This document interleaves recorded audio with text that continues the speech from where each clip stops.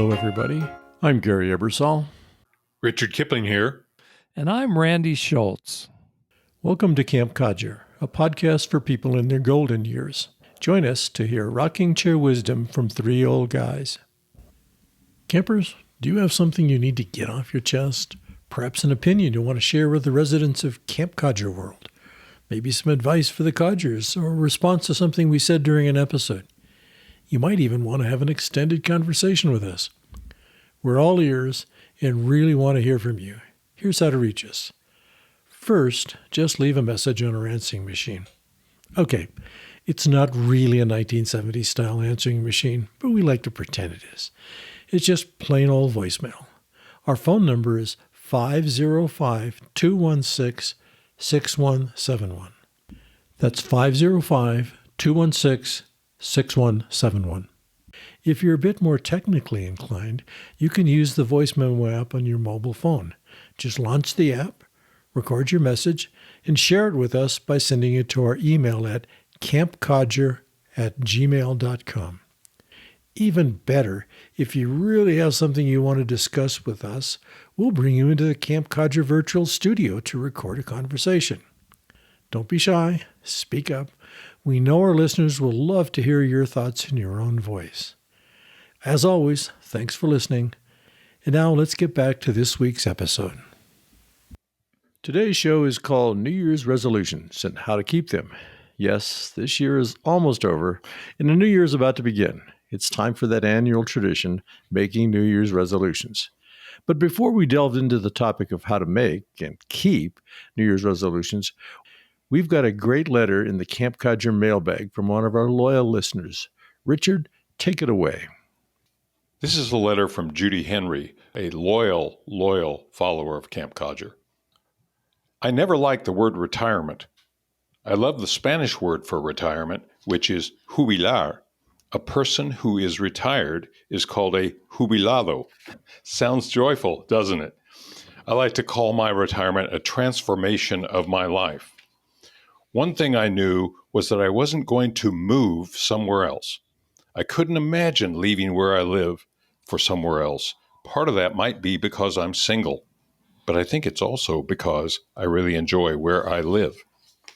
I never worked full-time anyway, so when I did stop working my job, I had other things I already enjoyed doing in my spare time, and I just continued that. I did think that when I stopped working, I was going to need someone to call me every day to tell me how wonderful I was. My job as a nurse gave me such joy and appreciation from my clients that I was sort of concerned about my identity. Turns out I had no problem with knowing my worth after I transformed from a worker bee to a not working bee. My father retired after at least 45 years working in international banking.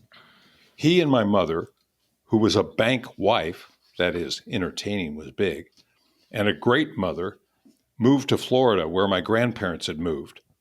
Daddy went full speed into church volunteering. He became president of the local Dartmouth alumni group. And when he went blind, he became head of the local blind society. So I had cool parents, amazing grandparents, and wonderful role models. Thank you, Camp Codger, for helping me to get these thoughts on paper. Well, thank you, Judy, for that great comment.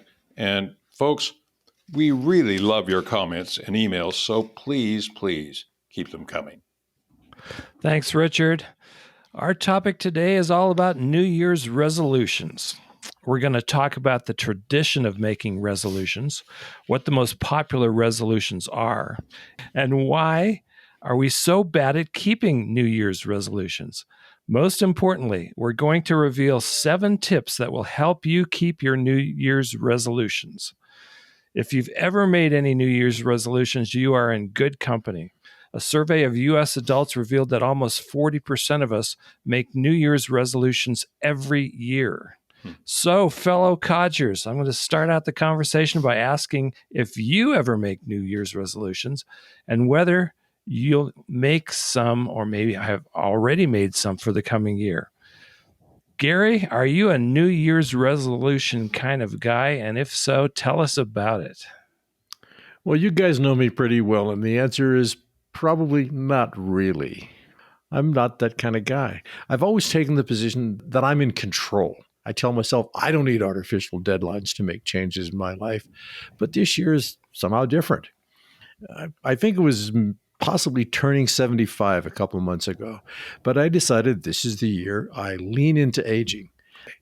A big part of it, to me, is not just letting things happen, but making a conscious choice. As we grow older and our work and family responsibilities are diminished, we have so much free time that I find it's easy to procrastinate. You tell yourself, great idea, plenty of time to start that tomorrow. Manana becomes the default starting point for big changes in your life. Anyway, this year I'm working on a few resolutions. Long term, they certainly won't be finished in 30 days. Mine are really what I'd call full year resolutions. So, Gary, what resolution have you made for this coming year? Well, I've actually made several, but I'll keep it short and pick the top two. The first is mindfulness. I really think I need to develop a practice of spending more time in the moment. May become routine meditation or just taking the time, as Ram Dass said, be here now. And then something I've mentioned on an earlier episode, gratitude. I want to take the opportunity several times today to be grateful for what I have. Wonderful family, great friends, good health. It's so obvious if you take a moment to think about our good fortune, but surprisingly hard to do. And kind of a minor resolution, like many millions of other Americans, I want to lose some weight. This year, I'm going to lose the 10 to 12 pounds that I've been trying to do for the last 2 years. Hey, go for it. We wish you all the best. And hey, we're going to be talking about ways for you to actually get her done, as they say. So, Richard, how about you? Where do you stand on resolutions? Boy, I haven't given the kind of thought that Mr. Ebersol has given, but I am happy that I'm finally in the majority. I'm among the 60% that don't make New Year's resolutions. Part of my logic is, why take the time to pledge to yourself you're going to do something or try something when almost surely you're going to fail? By the way, I was at a dinner party 2 nights ago and asked the crowd, how many of you make New Year's resolutions? Well, 2/3 of the people at the party do not. It kind of reflects what your statistic.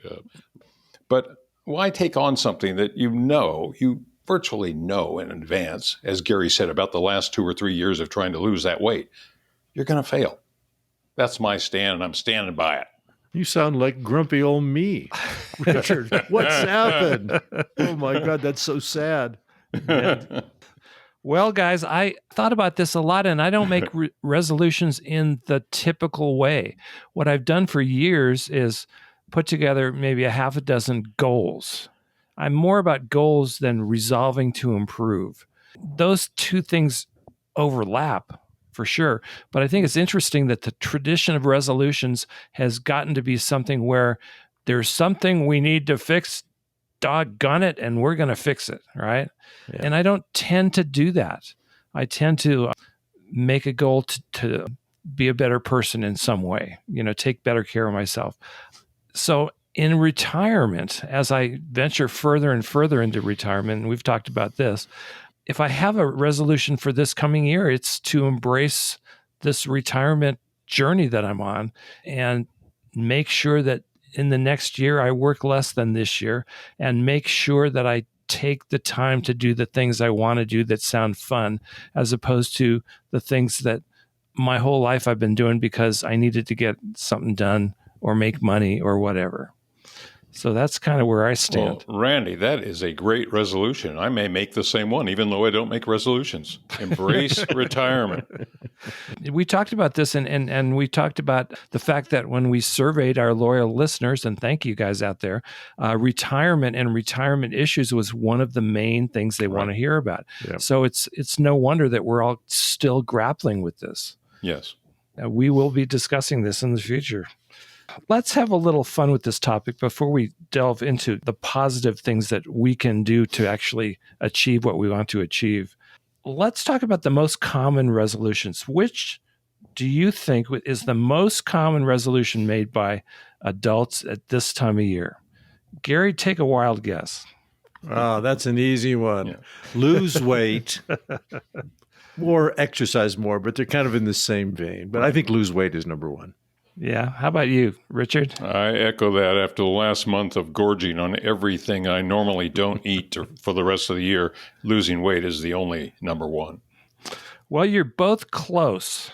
Because the actual and you know no cigar, huh? No cigar, but you're close. Are we playing horseshoes?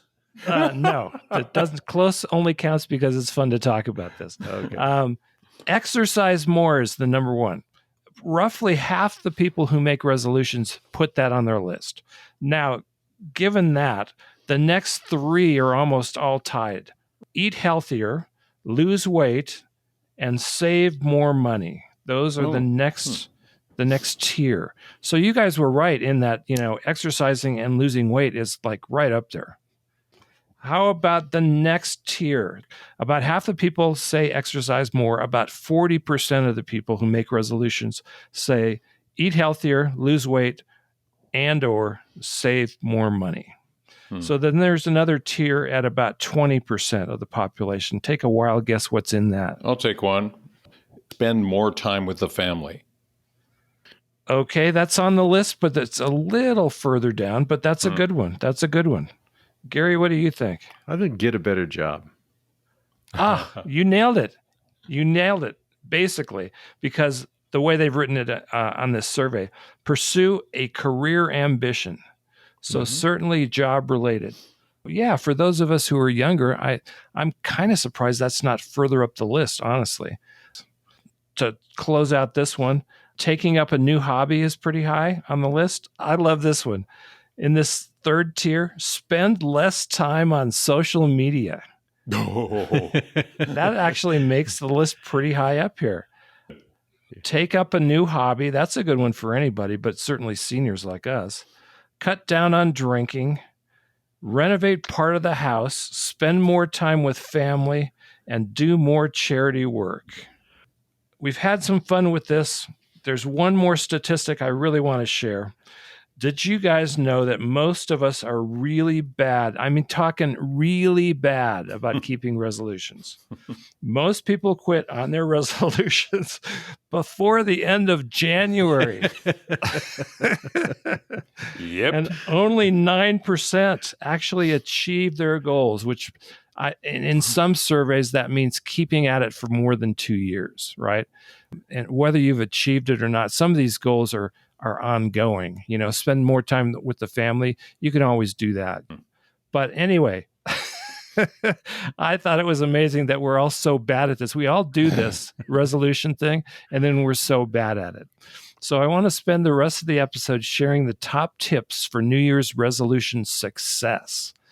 The three of us have all read the results of a study by experts at UC Davis Health. So let's reveal their top 7 tips.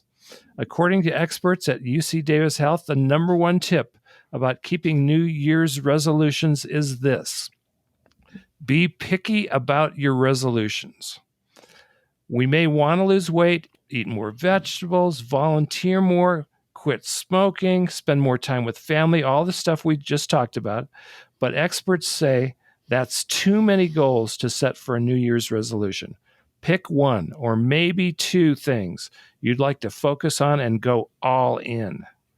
This sets you up to achieve specific goals instead of feeling like a failure for hitting none of them. And personally, I think that's a really good idea. I don't think I've ever made 2 resolutions or set 2 goals in 1 year. There was always way more things on the list. Well, Gary, why don't you share the second tip? The number 2 tip was plan your resolutions. I think that's a great idea. It's really best to plan for your goal. You got to think through how you want to accomplish your resolution and how long it might take to reach your goal. I'm personally an evidence-based guy. I like data, and that can help me understand what it's going to take to accomplish something. For example, just saying you plan to run the Valentine's Heartbreak Marathon on February 11th in Greensboro, North Carolina, Hello, all our fans in Greensboro. Wait a minute, that's on my list. No, it can't be. But if you do say you're going to do that on February 11th, but it doesn't really work if you start training on January 1st, especially if you haven't been running at least 15 or 20 miles a week as your starting point. Plan a training program that acknowledges your fitness level and the time you have available to prepare. And be realistic in your plan for success. Whatever you do, don't expect magic to happen for any resolution, whether it's a fitness goal, losing weight, or learning to play an instrument. Thoughtful planning and consistent execution make a difference. Yeah, amen. Amen. Mm-hmm, mm-hmm. Richard, take it away. Another tip on the UC Davis list is setting very specific goals. I had an industrial psychologist counsel me when I was at the LA Times about this, and that was very much at the top of his list. Daily, he wanted me to set specific goals so that I could accomplish things, look back at the end of the day, and you can look back at the end of the year. I have done this, and this is how I got there. So I hold my hand up way high on setting specific goals for anything. It doesn't have to be a New Year's resolution. It can be any resolution. Yeah, and especially when it comes to things that are as popular as I'm going to exercise more. I think being specific and saying I'm going to exercise for 30 minutes, 5 days a week. I think that's one key to resolution success. I can think of one other thing, and that is to record what you do. I love to put down exercise 20 minutes Thursday, and then Friday exercise 20. And you look back at your week, and 5 days in a row, you've done it. Yeah, these are all great tips so far. Tip number 4 is don't take on too much. Start small. Avoid setting an overly high expectation of yourself. If you'd like to lose weight, pick a small but realistic weight loss goal. Maybe that's losing 10 pounds in 2 months. And once you reach that goal, you can think about losing another 5 pounds. In other words, don't put on your resolution, I'm going to lose 100 pounds. It's just too big a chunk of a goal to set when you can go small and then keep adding on to your progress. Randy, aren't these just life lessons, not just resolution lessons? Yeah, I think so. I don't know if this is true, but I would like to think that seniors are better at setting and achieving resolutions than the younger part of the population. I hope somebody does a study on that, or maybe if you're listening out there and you know of it, pass that along to us, because I would really like to see that as the reality. Because let's face it, we've all had practice setting goals and working on resolutions, and by now, we ought to be better at this than we were when we were 30. Or we've learned enough about setting goals and failing that we don't even bother anymore, right? Well, that's certainly a possibility. So, Gary, share another one of these tips from the experts. Tip number 5, choose a new resolution. I like this one, which suggests that you should avoid picking a goal that you've tried in the past but failed. We all know the old cliche, doing the same thing over and over and expecting a different result is a definition of insanity. It's not always true, but you kind of get the idea. So pick a new resolution, maybe something totally different, perhaps a more modest goal that increases your chance of success, as Randy talked about earlier. A small win sooner can sometimes lead to bigger wins down the road. And if you really, really want to repeat your marathon resolution, unlikely, just adjust the goal. Instead of targeting that February marathon, pick one in May. Give yourself more time to train. Better yet, pick a flat marathon. Trust me, having run many marathons when I was younger, training and selecting terrain matter to the beginning marathoner. It really makes a difference if you're doing hilly marathons like I did in San Francisco. In the San Francisco Marathon, that's a hilly marathon, trust me. I can't even imagine, Gary. I can't even imagine running a marathon. No. I was never one of those kind of guys, but good on you if you did it. Many times. Richard. Number 6. Number 6 on the hit parade. Casey Kasem.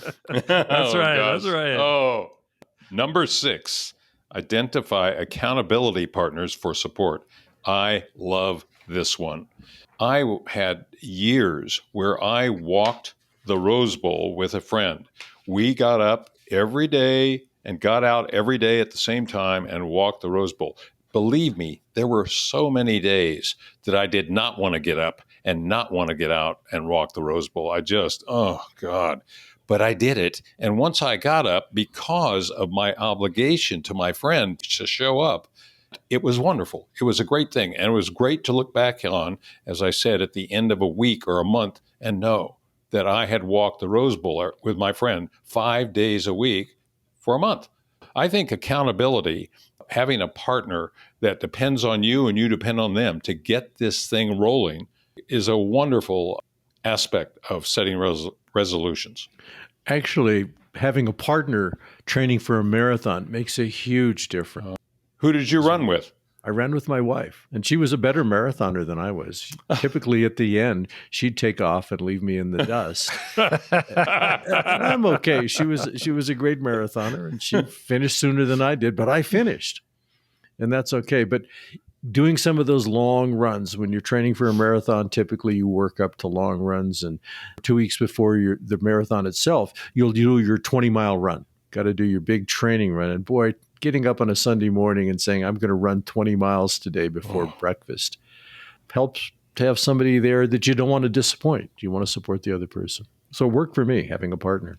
I think it's absolutely critical in those kinds of things, especially physical stuff. You and I both described physical stuff that we do. Randy, you're going to close it up with number 7, right?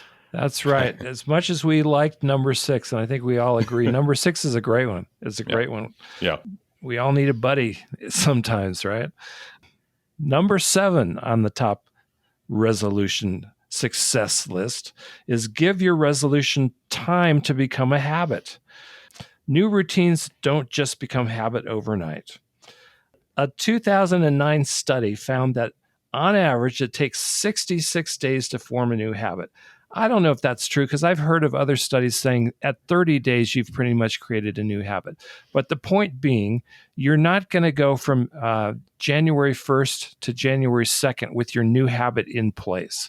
You got to keep after it. If you have minor setbacks along the way and you don't hit your goal in 1 week, maybe pick back up and just dust yourself off and keep at it and work on it next week. Just keep working at your goals or your resolutions, and eventually they will become second nature, according to experts. Let me ask you something. This bit about being patient with yourself, it takes 66 days to form a habit. How do you maintain patience for that 66 days? You're 79 years old. Some of your habits have taken 79 years to develop. Oh, no, I had these when I was 3. Well, honestly, I mean, we're kidding around a little bit, but some of that answer is go back to number 6. Get yourself a buddy so that you're accountable to somebody, and not just yourself.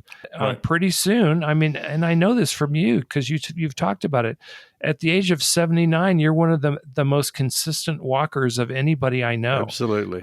That only happened because you made it a habit, and your friend at the Rose Bowl helped you do that. Right. So good on both of you. You guys figured out a way to motivate each other, and you got yourself a life habit, which is really what resolutions are. Exactly. That's what it comes down to. We're trying to create a life habit that makes our lives better. It's not a one-shot improvement. It really is about changing the way you live. Absolutely. Well, I'm looking at the clock on the Camp Codger wall. I think it's time to wrap this one up, but I had a lot of fun talking with you guys about this, and I hope we hear from our listeners because this was a great topic, and it's one that we're all going to deal with, whether we set resolutions this year or not. There will be times when we want to achieve something new, even in our later years. So let's remember this advice. We now know the 7 tips that will help you keep your New Year's resolutions.